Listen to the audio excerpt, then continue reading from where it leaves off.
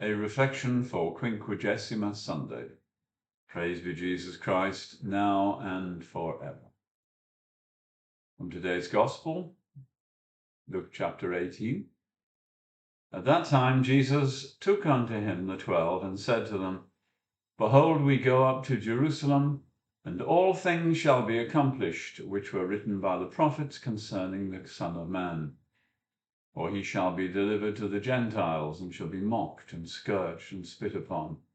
And after they have scourged him, they will put him to death. And the third day he shall rise again. This is the last of the pre-Lent Sundays which prepare us for the 40 days. In the Gospel, our Lord draws the disciples' gaze towards Jerusalem. Behold, we go up to Jerusalem. And that is our aim too. Jerusalem will mean pain and suffering. We will sacrifice our own intentions, our desires, our will, as our Lord did to that of the Father. Beyond the cross lies the resurrection and life to the full with God. Traditionally, we have emptied our larders and our shelves, today our fridges, of those things which make eating more of a pleasure. In this country, we have the rather gentle tradition of pancakes on Shrove Tuesday. Of course, the adjective shrove indicates confession. We want to start Lent shriven, forgiven. This has been forgotten. Instead, we have just pancakes. The idea was to rid ourselves of eggs. That was how severe the fast was in the past. Today, we buy in eggs or pancakes themselves to keep this tradition instead. We need to think again about this tradition that we have used from time immemorial. Then, of course, we reach Ash Wednesday with the blessing and the imposition of ashes before Mass. It's right and proper to start thinking, therefore, about the desert experience right now. Our Lord goes into the desert and we follow. Let's not get the idea that this is some boot camp experience where we're not going out to do military training and become tough soldiers. That experience in our day is for the pitiful conscripts thrown into the conflict in the Donbass region of Ukraine by the Russian invaders. They are learning how to treat as less than human beings others made in the likeness of God. And I dare say there are many Ukrainians, soldiers who have become battle-hardened in that way too. No, this is a time to deepen our relationship with God, to explore the infinite treasures of his love, and then to allow that to cascade to our friends and neighbors and our loved ones. Perhaps that's why we have this epistle from the Corinthians today. I should have all faith so that I could remove mountains, and have not charity, I am nothing. Love is everything.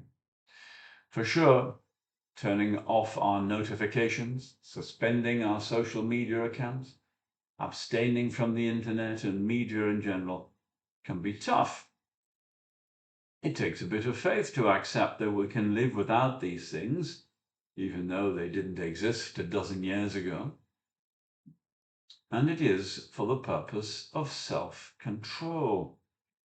But it is a means to an end, for love of him who wants us to find him in the silence of the desert.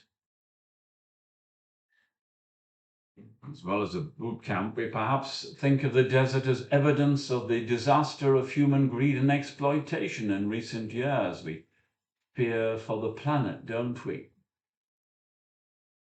Wouldn't be there if we stopped using petrol or gas hobs in our kitchens or whatever is the latest anxiety. Of course, the early ascetic Christians went out into the desert long before we had such worries. So perhaps the first thing we need to delete from our minds is the urge to, well, fill the desert, to repopulate it, or to irrigate it in the way some Arab states have tried to do at huge expense. No, it is meant to be this way for the purposes of our Lenten experience. The hermits of the early church didn't go out to recover the land. They wanted it as it was. They wanted the silence. As it were, we might say it would be a waste of Lent if we stared at a blank wall, thinking all the time what pictures we might hang on it. It's not the idea. For Cardinal Sarah, the desert is pristine nature as God created it, capable of manifesting the one who made it. For Blessed Marie Eugene, the child Jesus, this bareness and this silence are by no means emptiness, but rather purity, virginity, and simplicity. The desert isn't empty then because God is there. And that leads us to the rather striking idea that the desert is monotheistic. Yes, one God. It safeguards its inhabitants from the multiplicity of idols. Yes, let's leave our idols back in Egypt. After all, the Exodus is one of the great Lenten experiences. Turns into it. Children of Israel were enslaved, and they knew it. They had to work long hours just as we do. They were refused leave to go and worship their God.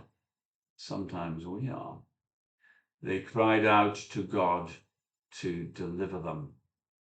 We can share in that suffering. But you know, there's more to it than meets the eye.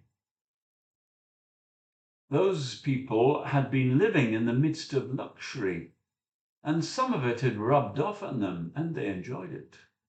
They admitted as much when they get into the wilderness. In fact, as soon as they crossed the Red Sea by that prodigious miracle, the complaining started. They wanted to go back. The food wasn't good enough in the desert. Like a drug addict, they struggled to be free of the addiction, but kept falling back into their old desires. Freedom to worship God requires more than just insisting to your employer that you have Sunday off. It's an interior freedom. It's detachment from things, and not just things, but also patterns of thought which hold us back or which cause resentment or perhaps a sense of, failure or the impossibility for us to win. It's an important moment when we realize that we can't go back to Egypt. Think of the children of Israel looking back at the sea, which has just swallowed up the Egyptian army. They're in awe at what God had done. They're in fear at the power of God, which had drowned their enemies. Below these waves lie their oppressors, still in their armor. Horses have snorted their last. The fearsome chariots are stuck in the muddy bed of the sea, wheels broken. There's no way, surely, that they would want to try to swim back to Egypt. Let's look upon the evidence of our enslavement in our Egypt in the same way. We can't go back to watching porn on the internet. We can't go back to buying unnecessary designer clothes. Leave these things at the muddy bottom of the sea.